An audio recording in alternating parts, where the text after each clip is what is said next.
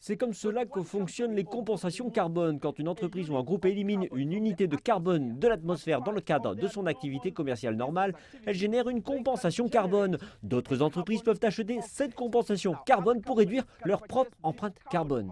En résumé, une entreprise ayant ces crédits carbone, qu'ils soient générés ou achetés, est autorisée à émettre certaines quantités de gaz à effet de serre. Nancy Gitaiga, directrice nationale de la Fondation africaine pour la vie sauvage au Kenya, explique que cela crée des incitations auprès des usines lourdes afin de moins polluer et auprès des communautés afin de restaurer les forêts. Nous regardons également les paysages environnants. Si nous sommes capables de laisser nos habitats tels qu'ils sont, sans fragmentation et sans conversion, alors ils seront également capables d'attirer des crédits carbone.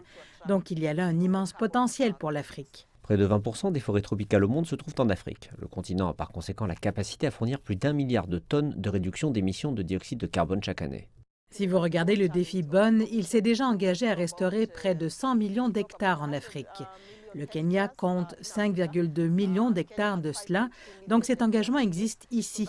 Ainsi, sommes-nous capables d'obtenir des crédits de cet engagement que nous avons fait pour la restauration? Mais alors que les efforts de restauration sont intensifiés dans divers lieux d'Afrique, la principale entreprise énergétique du Kenya joue son rôle. Donc jusqu'à présent, l'entreprise énergétique kenyane KenGen a contribué à l'élimination sur une base de 1,5 million de tonnes d'équivalent en dioxyde de carbone.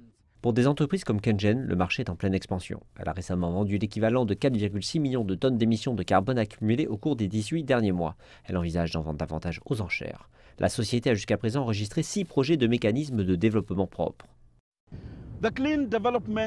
Les projets de mécanismes de développement propre ont contribué au développement national en fournissant de l'énergie propre qui contribue à l'amélioration de la qualité environnementale, à des impacts positifs sur la santé et à un accroissement de la productivité. Mais le plus important est qu'ils jouent un rôle crucial dans la réduction du changement climatique. En tant que source propre de production d'énergie, l'énergie géothermique peut jouer un rôle majeur dans la décarbonisation du secteur énergétique et aussi afin d'accroître la sécurité énergétique du monde. L'entreprise kenyane vise à incorporer des projets additionnels géothermiques, éoliens et solaires, et ce afin de réduire à l'avenir davantage ses émissions annuelles de carbone.